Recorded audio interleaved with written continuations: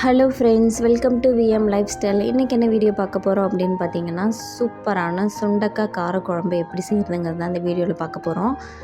இந்த சுண்டக்காய் காரக்குழம்பு வந்து நல்ல சாதத்துக்கூட பிசைஞ்சு சாப்பிட்றதுக்கு ரொம்பவே டேஸ்ட்டாக இருக்கும். அல்டிமேட்டாக இருந்துச்சு. நீங்களும் இதே மாதிரி ட்ரை பண்ணி பாருங்கள். இப்போ இந்த குழம்பு எப்படி செய்யலாம் அப்படிங்கிறத வீடியோக்குள்ளே போய் பார்க்கலாம். நம்ம வீடியோ ஃபஸ்ட் டைம் பார்க்குறீங்க அப்படின்னா மறக்காமல் சப்ஸ்கிரைப் பண்ணிக்கோங்க, லைக் பண்ணிக்கோங்க. இப்போ வாங்க வீடியோக்குள்ளே போகலாம்.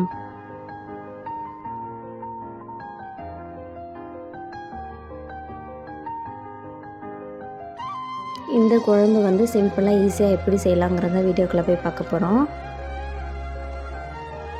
இப்போ வாங்க இது குயிக்காக எப்படி செய்கிறதுங்கிறத வீடியோவில் போய் பார்க்கலாம். அதுக்கு நான் ஃபஸ்ட்டு ஒரு கப் சுண்டக்காய் வந்து எடுத்து க்ளீன் பண்ணி நல்லா கழுவி வச்சுருக்கேன்.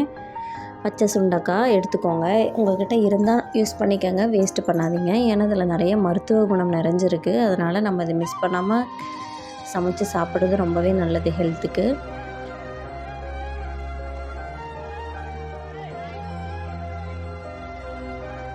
நிறைய ஹெல்த் பெனிஃபிட்ஸ் இருக்குது. ஸோ மிஸ் பண்ணாமல் சமைச்சு சாப்பிடுங்க கிடைச்சா. இதுக்கு வந்து ஒரு நெல்லிக்காய் சைஸ் புளி வந்து நல்லா ஊற வச்சுக்கிறேன்.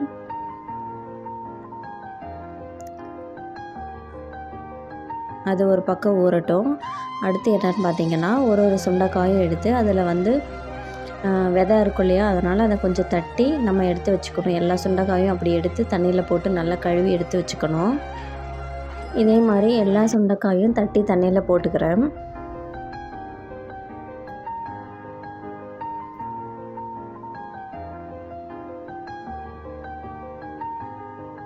இதே மாதிரி ஒரு சுண்டைக்காயை நல்லா தண்ணியில் போட்டு நல்லா கழுவி எடுத்துக்கிறேன். அதில் இருக்கக்கூடிய விதை டஸ்ட்டெல்லாம் வந்து தண்ணியிலே போயிடும். நம்ம ரொம்ப வந்து எடுக்கணும் அப்படிங்கிற அவசியம் இல்லை. கொஞ்சம் விதை இருந்தாலும் ஒன்றும் பிரச்சனை இல்லை, நல்லது தான்.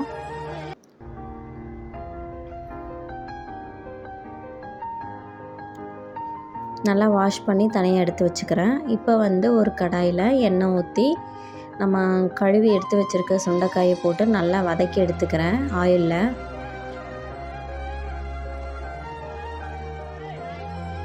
இந்த சுண்டைக்காய் வந்து எண்ணெயில் வதக்கிட்டு செய்யும்போது டேஸ்ட் வந்து சூப்பராக இருக்கும். நமக்கு எந்த ஒரு கசப்பு தன்மையும் இருக்காது, நல்லாவே இருக்கும் குழம்புல சாப்பிட்றதுக்கு. இந்த மாதிரி கலர் நல்லா சேஞ்ச் ஆகணும். இந்த மாதிரி நல்லா கலர் சேஞ்ச் ஆனதுக்கப்புறம் அதை எடுத்து ஒரு தட்டில் போட்டு நான் எடுத்து வச்சுக்கிறேன், ஆற வச்சுக்கிறேன். இது எடுத்து தனியாக ஓரமாக வச்சுக்கிறேன்.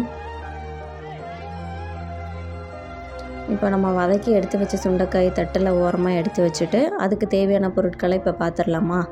அதுக்கு நான் ஒரு அரை மூடி தேங்காவை நல்லா கட் பண்ணி மிக்சியில் சேர்த்து கொஞ்சமாக அரைச்சி எடுத்துட்டுக்கிறேன், தண்ணி சேர்க்காமல். அது கூடயே வந்து ஒரு 4 மீடியம் சைஸ் தக்காளி எடுத்து கட் பண்ணி அந்த தேங்காய் கூடயே போட்டு நல்லா ஒரு பல்ஸ் விட்டு பேஸ்ட் மாதிரி எடுத்து வச்சுக்கிறேன்.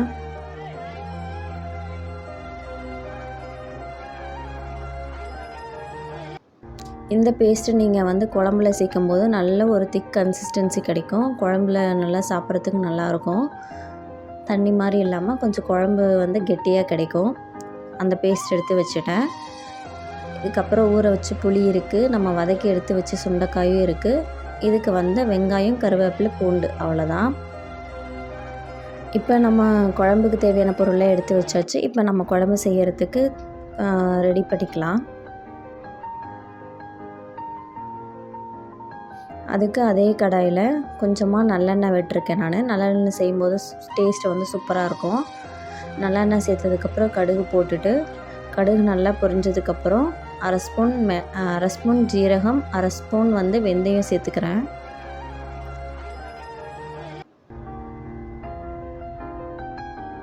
அதையும் நல்லா சேர்த்துட்டு நம்ம கட் பண்ணி வச்ச வெங்காயமும் சேர்த்துக்கிறேன்.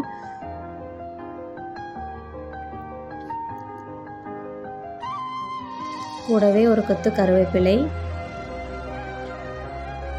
நம்ம பொடியாக நறுக்கி வச்ச பூண்டு அதையும் சேர்த்துக்கிறேன். இப்போ இதை நம்ம நல்லா வதக்கி விடணும். வெங்காயத்துக்கு தேவையான உப்பு கொஞ்சம் போட்டுக்கிறேன். இப்போ இது எல்லாத்தையும் சேர்த்து நல்லா ஒன்றா கலந்து விட்டுடலாம்.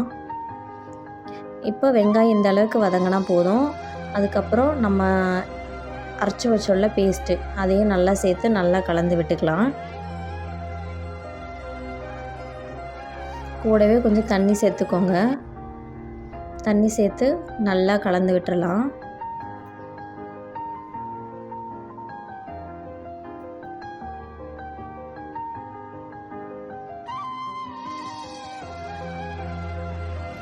இப்போது இது நல்லா கலந்து விட்டுட்டு இதனுடைய பச்சை ஸ்மெல் வந்து போகிற அளவுக்கு வெயிட் பண்ணணும்.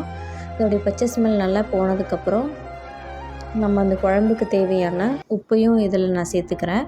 இது நல்லா கொதித்ததுக்கப்புறம் நம்ம வந்து வீட்டில் அரைச்ச மிளகாத்தூள் அது வந்து ஒரு 2 ஸ்பூன் போட்டுக்கிறேன். நான் 2 ஸ்பூன் மிளகாத்தூள் வீட்டில் அரைச்ச குழம்பு மிளகாத்தூள் போட்டுட்டு நல்லா கலந்து விட்டுட்டு கூடவே கொஞ்சம் மல்லித்தூள், கூடவே கொஞ்சம் காரத்துக்காக ரெட் சில்லி பவுடர் கொஞ்சம் போட்டுக்கிறேன்.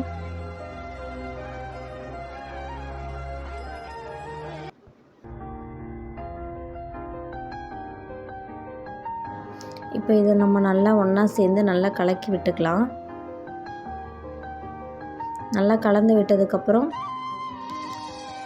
குழம்புக்கு தேவையான உப்பையும் நம்ம சரி பார்த்துட்டு இதிலேயே சேர்த்துக்கணும்.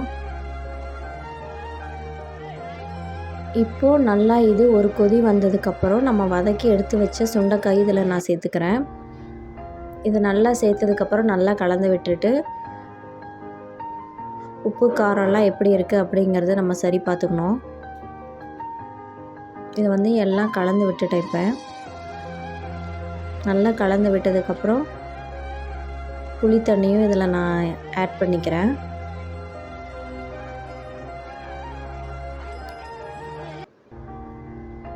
புளி தண்ணி சேர்த்ததுக்கப்புறம் நல்லா கலந்து விட்டுடுறேன்.